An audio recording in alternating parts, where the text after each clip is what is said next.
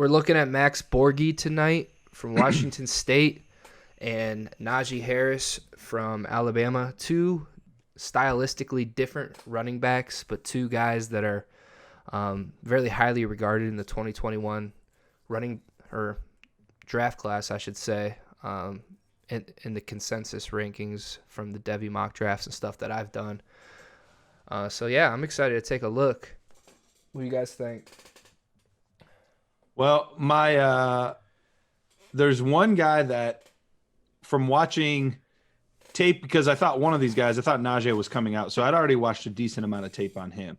And going back through and watching more for this, I'm really excited to get into his tape, show some of the clips that I looked up and hear your guys' opinions. But I do really like Najee quite a bit. He's a very, very talented football player. Max Borghi so far, and we've been on the streams where my mind has been changed before, so we will see how this goes. But coming into this, I'm not quite sold yet, so we'll see if you guys are able to sell me on Borghi or where you guys are at on him. Right. I always like to kind of save it for the show, but I'll say this much: I was in a Devy draft, only one round. It's my most important league. I had the last pick. And Max Borghi was still available, and I decided to take Bijan Robinson in front of him. So that tells you the freshman. Yeah. So that's way more of a lotto ticket. So that shows you how much I feel of Max Borghi. But excited to see what you guys say. I have my clips, and the best part about this is we watched this film ahead of time. We kind of outlined that last week, and I have the games that I watched. But I don't know what Garrett watched.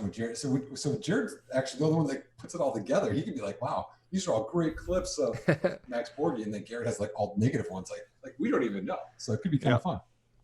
No, we do know. We know you put in all the negative clips. So we do kind of know. Realistic, man. Realistic. Yeah, I'm interested to see who your Rams comp is for this guy. Yeah, right. You got a bunch of guys in here already. Let's go. Yeah, what's up, everybody? What's up, AJ, Sean, Andrew, Nick? The usual guys in here. We appreciate you. And we have another Garrett in here. It looks like Garrett Buckmaster. Ooh, my new favorite person in the chat. And what up, Brandon? My initial thoughts on Borghi is I think he's going way too early in Devy drafts. I was just in a Devy Watch industry mock draft with a lot of other analysts, and someone took Borghi before Najee Harris, and I couldn't believe it. So I guess we'll kind of evaluate that decision tonight. And we'll start off with Borghi here. So let's get into it. I think. Can we review something real quick? Because I don't remember how we had it. We've done ETN and Chuba already, right? Is that it for running backs? Correct. Okay, we all had it ETN and Chuba, right? Correct, in that order. I believe so. Did you, Jared? I know you're close on them.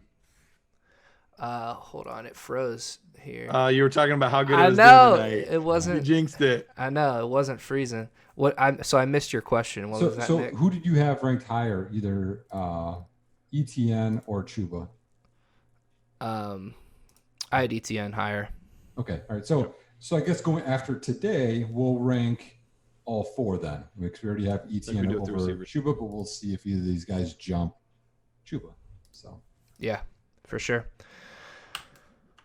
All right, starting off here, we got Washington State versus Stanford, and something different tonight is we're going to have all 22 tape for every single cut-up. Ooh, it's awesome. All right, so whose game is this? This is mine. I gotta let it play out. Sorry, guys. Oh, my bad. Yeah, so Borghi catches a swing pass here. He's known as, a pass-catching back, satellite back. You see him catch a swing pass here, shows good hands. And then he makes the first guy miss, which I like. But he's a little off balance. And it's not something I've noticed with watching him. Is his footwork tends to be a little – he pitter-patters too much, has to break down a little too much for my liking, or he's not very sudden in his movements. And you can kind of see it here in the spin move, even though he does make the guy miss. It's just kind of, it's not smooth, in my opinion. You guys have any thoughts on that play? Well, especially, he's man coverage against a backer. He should make him miss easily. Right. And, and then instead, he, like you said, he's off balance. And then he can't make the second guy miss. That's one thing that I found too. I found him inefficient with his footwork when trying to make someone mess. And I'm personally not a big fan of the spin move just in general. And we see you kind of lose your reference point going downfield. So there are players that can do it and get away with it, but I think it's a far fewer amount than try to do it. Well, one of the main reasons that I've been taught, and I teach, Garrett, I don't know if you're different with it, I don't like the spin move from the simple fact of there could be more fumbles because you don't know where that other collision is going to come from, and they can pop the ball free versus trying to juke or sidestep or stiff arm. Yeah. No, that's a good point. That wasn't even part of our rationale for it. For us, it was more, we're always trying to set up the next play downfield. You spin, you lose your reference of where all the other players are at, where they're coming from. It's much harder to make another play off of a spin move typically, especially if there's defenders close by.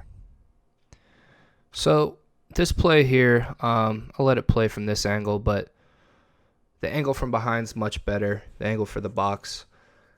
I think he misses the hole here in the B gap. He should have hit it here on the left side of the guard right there. I mean, this lane right here is wide open. He hits that, he probably gets 10 yards. Instead, he decides to bounce it to the outside, and he gets taken down for a 2-yard gain. So you'd like to see him just be able to just hit it up in there, show a little better patience and vision. I'll give him this. I mean, it's the right tackle's fault. He should have picked up 90. It's a frontside A play. As you can see, they're double teaming up. That's wide open, but this guy crashes. He doesn't get it. So, yeah, I'm with you. That's how it happens. I think he gets spooked. Yeah. And you go. So he should have fit it right up in there. That makes no sense. What is Max? What's his full name again? Oh, yeah, you were saying it beforehand. Yeah. It's like Massimilio? Yeah, Massimilano, something like that. No disrespect. Massimilano. I got it here. So Max Borghi's real name is Massimiliano Borghi. Yeah. So interesting little tidbit there that I did not know before tonight. Wonder what nationality that is. Sounds Italian, right? Yeah. Yeah, it sounds Italian. Sounds Italian. Let it run. Dang it. So he bounces this play to the outside. It's just a zone play. So that's where he finds the opening. And I guess on this play, I just kind of wanted to show his speed, his overall speed in the open field. Obviously, he gets a big gain on this, but he's not overly fast. He's not super fast, super explosive. But he's got good enough speed, in my opinion. Can you play it from the first angle for me again, Jared? Yeah. And Jared, I do agree with you. I don't think he's super fast. I will say he's bursty, though. I did see some good acceleration at times, but I think you're right. The top end speed isn't going to be with guys like Chuba and ETN. I mean, you can see 18 here. 18 comes down to fill the alley and then still has the angle to come back on him.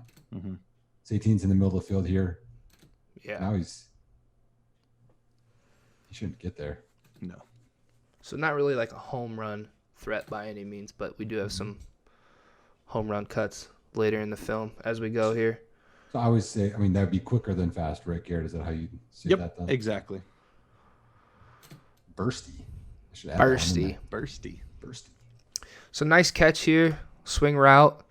They caught him. I think it's a good play call here. Looks like they catch him in man-to-man. He's matched up with this backer.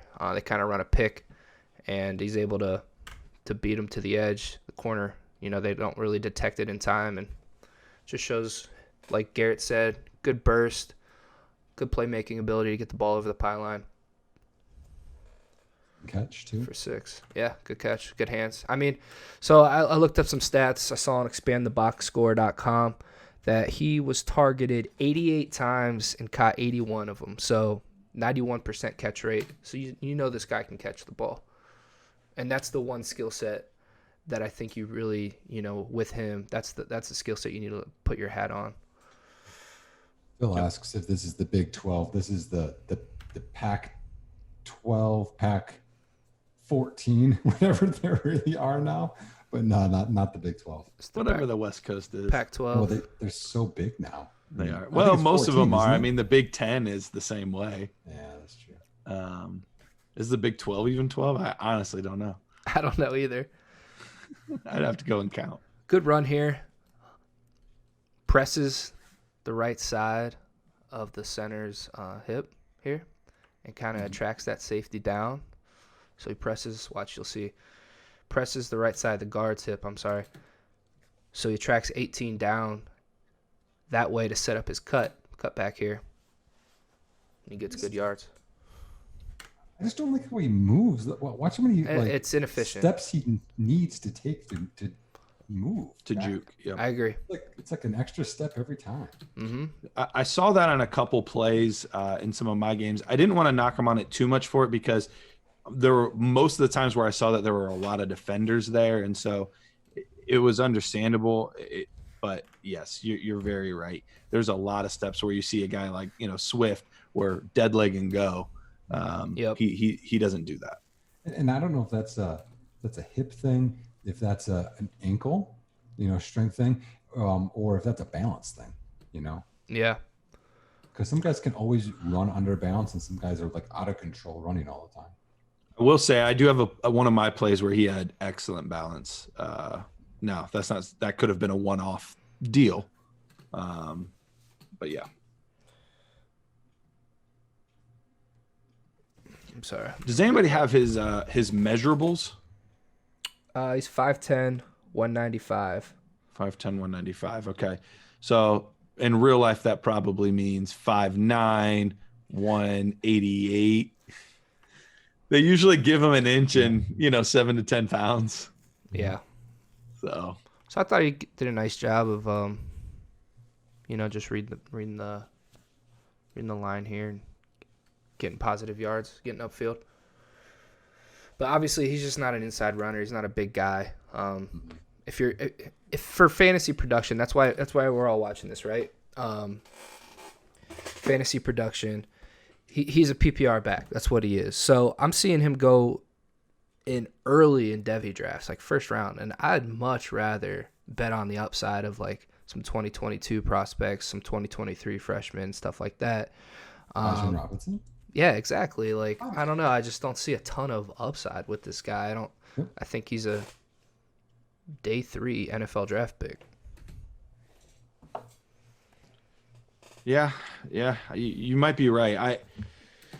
I could see him being a 3rd round pick for a team that's looking for that receiving back.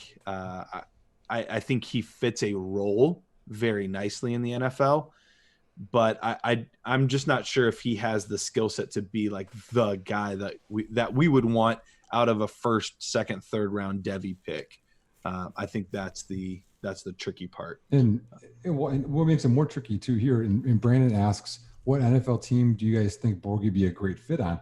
The tough part with that, Brandon, is it's more of a coordinator thing for me, and coaches move so much that he's so scheme dependent and weapon dependent. And we've seen the Cordell Pattersons not be used correctly.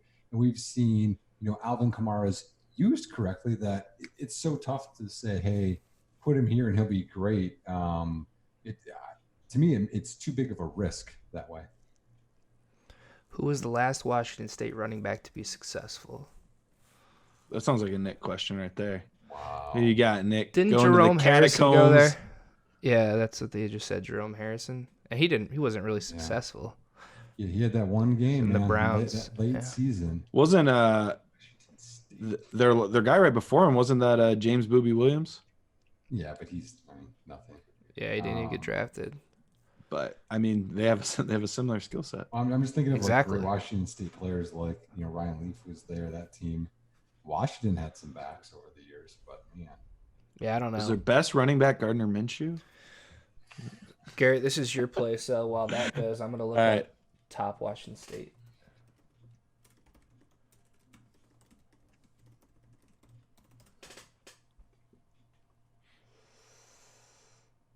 So I want to give him some credit on this play. I'll let the replay run through as well.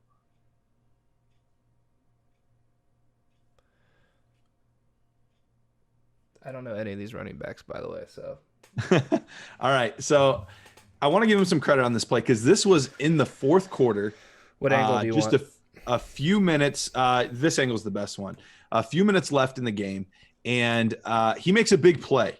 Now, with that said, he does a nice job, catches the ball with his hands, makes a guy miss. However, this is really, really poor tackling and poor angles by the defense. So it's not like he made some incredible plays, but I do want to give credit where credit is due. In crunch time, and this was a prime time game, he made a big play at the end of the game when it counted. So I do want to give him credit for that. But for as big of a play as it was, I don't think he necessarily did anything special on this play, if that makes sense.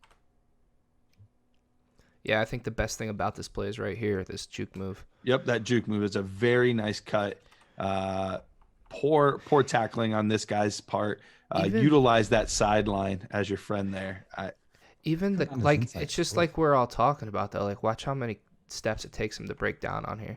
It's like he cuts off his inside foot, two, but then cuts right there on his inside. That makes you fall a lot. My favorite part about this play is the next defender, because he doesn't just race to the sideline. He fakes inside. Runs right that at little hesitation. Mm-hmm. That could be big. So that's my favorite part of it there. All right, we can move to the next one. But yeah, I thought it was good to see him make plays when it counted most for his team. By the way, I just Googled Washington State's leading rushers like in history. Yeah. Nobody. I know. I did the same thing. I was like, I don't know. Man. So Nick, a little bit ago when I was talking about balance, this was the play that I was talking about right here. And I'll let this one run through because it's a little bit easier to see from this angle. Does a nice job, good angle to the outside, and he's pretty much dead to rights there, but he's able to keep his feet, gets another 7-8 yards there by spinning out of that tackle. And like I said, he likes to spin. It's not my favorite move in the world, but there he did a great job of being able to keep his balance, keep his feet, and get upfield for more. I would have liked for him to have had a little bit better feel on that where the defenders were behind him, but still an excellent run. Good vision there to see the outside lane as well. So I did want to give him credit for that. Let me be nitpicky here. Oh man, now, I'm with you that it can be something, but like the tackle attempt here is real bad. I mean, the corner grabs him by his waist. The other two guys basically don't even touch him. The one guy like gives him a shoulder with no wrap at all. Another guy it's terrible tackling. All of these, the Pac-12 is not good defense, and UCLA is the epitome of bad defense. Yeah, this was a 60-something point game. I mean, I guess I'm just saying, like, at least he didn't let himself be tackled, but really the guys wrapped him around the waist and spun him, and then he just kept running. Yeah. Yeah. I mean a lot of guys would go down right there. That was basically the same thing Rondell Moore did against Ohio State last week when we were watching. Right. You know, we gave Rondell Moore a lot of credit for that. So we got to do, even though we don't like Borghi as much, we got to give him the same. Wow. No, okay. I agree. I think that's a good play. I think it shows good balance. And we kind of talked about it a little bit before the stream is like, I think he breaks a little more tackles than I anticipated he would when breaking him down. He has a very good mentality. I think he mentally plays bigger than he actually is, but we'll see some times where it still just doesn't matter. Yeah. No, we mentioned Jerome Harrison with the Cleveland Browns. We got two Browns fans and Garrett and I here. Trust me, we remember Jerome Harrison. I remember drafting him in a bunch of leagues, and then Peyton Hillis ended up being the guy the next year. Dude, Peyton Hillis for that year was amazing to watch. It was so fun. Madden cover and everything. The other thing there is he said, does Michael Leach leaving hurt his draft stock? I think I'm going to say yes and no. It gives him the opportunity to prove to us as a runner. Let's say he bulks up 15 pounds and he becomes this runner between the tackles. Then all of a sudden it improves his draft stock, even if he does get 20 receptions this year. He actually even tweeted that out. He's like, when Mike Leach left, he was like, wait, now that means I get to run the ball? Yeah, Paust asked the same thing, like our thoughts on the outlook with Rolovich instead of Mike Leach. And honestly, I'm not too familiar with Rolovich's system to really comment on that with any real insight on it. But as Paust said here, Hawaii's top 3 running backs combined for 11 receptions in 2019. So that's something to think about for sure. So he probably is going to run the ball more, like you guys just said. Who's this? This one, go ahead and run this one at full speed. This was one of the ones that I thought he looked pretty bursty on. He saw this hole, which was actually pretty good vision to be able to see it to the right-hand side there because it wasn't a straight ahead. He kind of had to angle there. So he saw the outside lane, and he had a little bit of burst. That's where I saw some of the acceleration on this to be able to beat 94 to that spot. 94 kind of tripped and fell on his face. But, this is where I saw some of that acceleration that I was talking about earlier, where I thought he had a little bit of burst. He might not have the long straight line speed. He's probably a low 4.5s guy if I had to guess. But I think he has good acceleration in short area. Yeah. So, I mean, pretty big hole here. Go ahead, Jared. Sorry. No, you go ahead. I mean, there's certain areas there where he could have cut that up inside, but we know what he loves. He loves going to the outside, and he did, and it was okay. He was nimble enough to make it all work. Yep. But yeah, definitely good burst here on this play. All right, so now to some of my negatives. We're going to see a couple plays in a row where he really gets stone lined at the goal line. And that's one of my worries is he big enough? Does he have enough strength? He plays bigger than he is. And so I do want to give him credit for that, but I'm just not sure it matters at times. He needs to add a good 10 to 15 pounds in order for there to be any real shot at him having a role in the NFL outside of a satellite type of back, in my opinion. And so we see it on this play. And then, Jared, you can roll to the next one because it's more or less the exact same thing where he just doesn't have the girth behind him to be able to make it happen. I don't think that's even the issue for me. Can you go back to the first one? Yeah. To me, it's if you're small, man, you just got to find a little sliver and get through there. And this one here, And go back to the box view. Yep. To me, I think he's trying to take on the whole defender. Man, take on half the defender and you might get in. Yep. So like he bounces out, and now he decides just to take this guy on. It's like he closes his eyes and like, I'm going to run this guy over. That's not your game, bro. Yep. You know? And I think that's his mentality where he's trying to be more of I'm a power guy. Like I'm strong too. And I just don't think that's there. But like you see Kamara. Kamara is great because of his balance and his like flexibility is like ridiculous. But he'll like bounce off of guys because he's only taking on half of them. He's not taking on the whole guy. ETN does that a lot too. It's slightly smaller back. Yeah. Obviously, terrible blocks on this play.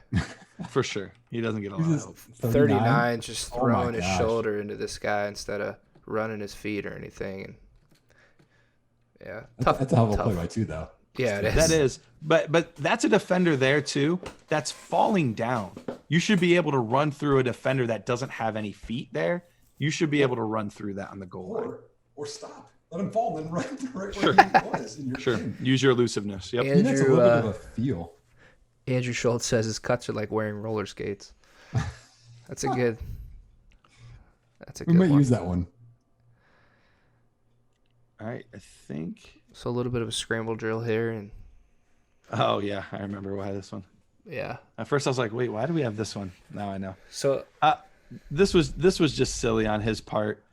Like he scramble drill, he catches the ball and he just gets lax with it and lets it get knocked out. Like, and this isn't a game where they're losing and this is their bowl game. Like if there's any time to make sure you're a satellite back, like your job is to catch the football. And he just kind of is lackadaisical about it and gets it punched out. Doesn't end up completing the catch. Wow. it's a big play. Yeah, and that could have been a turning point for them because they were losing this game to Air Force. Yeah. Or attack, go towards the ball. Tuck it. Oh yeah, he just sat there and let it come to him. Catch it, tuck it away. Right. Turn your back. Oh, man. Yeah. I don't know what he was doing We there. ain't celebrating yet. So I think moving on here, we got what's this, Oregon? Nick, I think we're getting into your cuts here. Yeah, this is me. I don't take notes. I just put the plays down and then I'll see. Oh yeah, That's me that's what I saw. Yeah. Okay, so this at first glance you're going to watch this play, and there's just some impressive parts to it, right? So he strength, balance, stays in bounds, right? Gets some good plays or good yards there. But let me tell you what I don't like about this play. And you can stop it here. That's fine. You don't go back just a few seconds with Jared. Just to when he gets under balance after catching the ball. Okay. Okay, so that's a linebacker. That's 56, right? I mean, you should make him miss all day, okay? There's the sideline. Right now, if you look at leverage, right, he's way on the inside of this linebacker. And he decides, I'm going to make him miss and bounce to the outside, which is the least likely of scenarios. To me, he has such a tendency to always go outside. If he would fake outside and go inside, there's nobody there. He might score, he might cut it across the field, whatever. But I just think that, to me, this is a poor choice. Now, again, he made it work. But I just think that why go where there's a low probability of you breaking that tackle or getting pushed out of bounds? Yeah. I mean, good job of breaking the tackle. Yeah, good strength and good balance. But it's kind of a little bit of both for me. It's a little bit of a decision. I just didn't get the decision there. Because the defender didn't even believe any of the fake either. Yeah. Phil, the measurables were, let's see, I think it was 5'10", 195. So we said realistically that's 5'9", 187.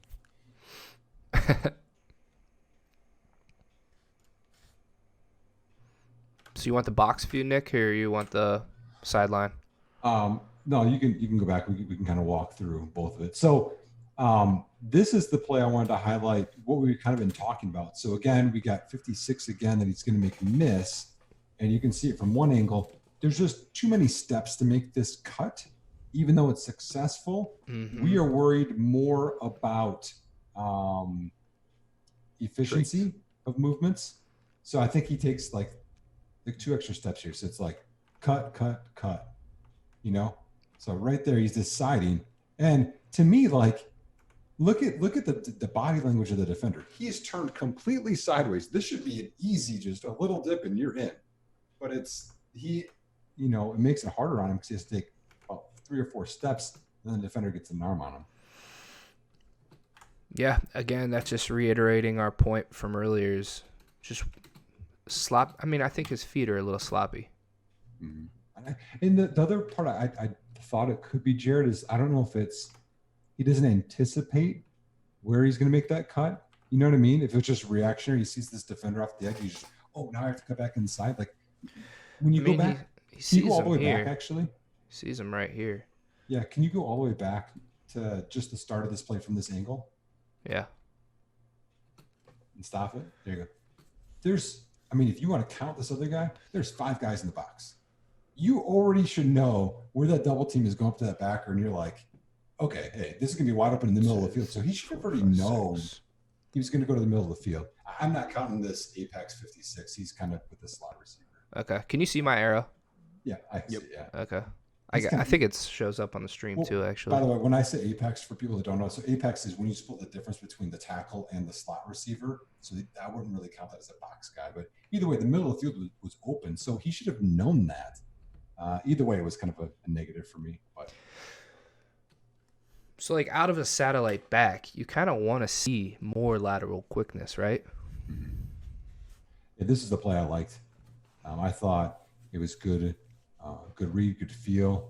He was going to go there. Nope, not there. And just really efficient with how he bounced outside there and had that bursty that Garrett says. Let's see. We got 1, 2, 3, 4, 5, 6 guys here. So are you not counting these edges? There I would, because they're not with the slots. They're not splitting the receiver. Yeah, and they're They're down. They're both basically down. Yeah. That's good. That's like a 5-1.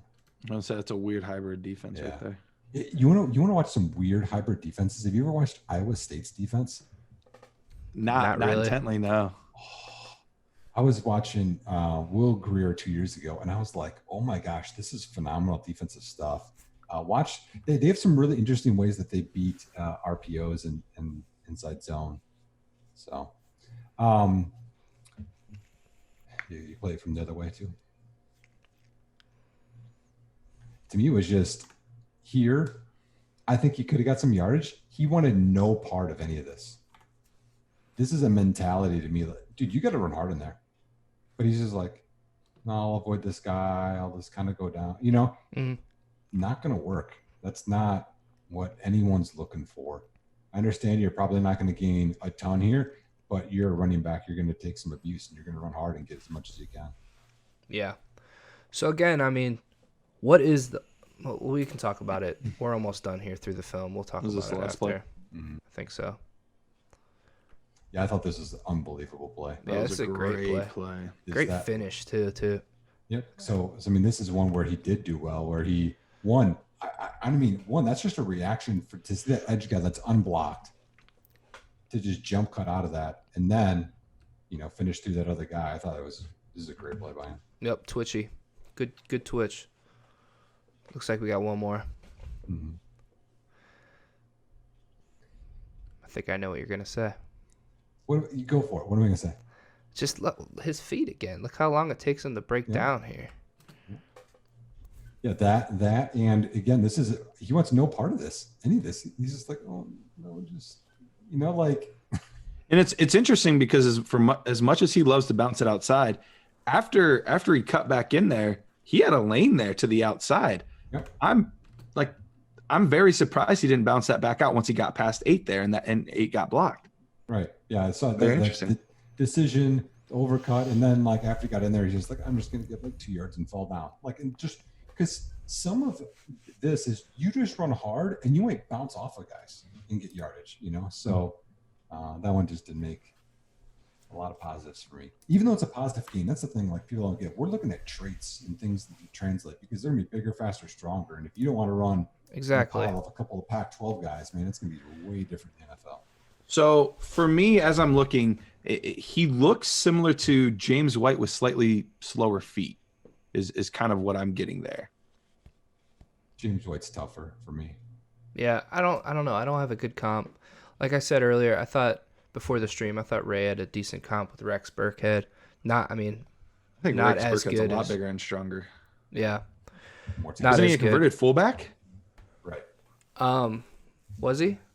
Yeah, I'm pretty sure he was a converted fullback. He was Rutgers. I thought he was Nebraska. Oh no, he was. Who am I thinking? Oh, I'm thinking of Leonard. What's his name? Who was your comp? Was it Brian Leonard? Because he was the running back at Rutgers before Ray Rice. Then Ray Rice came in, went to fullback. Sorry, tangent. But his ADP from what I've seen is first round Devy pick. So with that, you're expecting him to be a fantasy producer for your team once he gets to the NFL. And I don't know. I just don't see the upside. I just it works in the Pac-12. I just don't think he's overly explosive, fast. He's not that quick. Can't really run inside and break that many tackles. He's a good player. I just don't see. I think he's decently quick. Yeah, I don't know. I just think he needs. I think he does have some burst to him. But overall, I agree with your sentiment there. He's probably a round 3, round 4 guy at the NFL level, and he's going to fit a specific scheme. Now, he could still have some fantasy value, though, if it's an offense that utilizes the running backs in the passing game, because I do think he is very good overall at catching the football. I think he's got solid hands, and he can do a little bit after the catch. So I think there is a role for him. I think he's being drafted too high. Yeah. I just can't see. It's tough for me to envision him getting a ton of touches. I mean, this is an issue, I think, in the entire industry that people think about. They think so many of these like small school backs are going to make it. You know how tough it is to be a running back and get a lot of touches in the NFL? There are round one guys, Rashad Penny, that are struggling to get touches. There are round two guys that struggle to get touches that have size and athletic ability and bigger, productivity in college than Max Borghi. I mean, to me, I don't know that he's ever going to get 200 touches in the season. And if he's never going to get 200 touches in the season, then he's like, what, maybe in the best case scenario, he's going to be a bye week or injury filler for me. I can't see him being in the top 2 rounds of a Devy right now. I don't know why I would take him. Yeah. And I hate like sound like we're shitting on a guy. But I don't see why he's being drafted so high right now. And I think we're all kind of coming to that conclusion.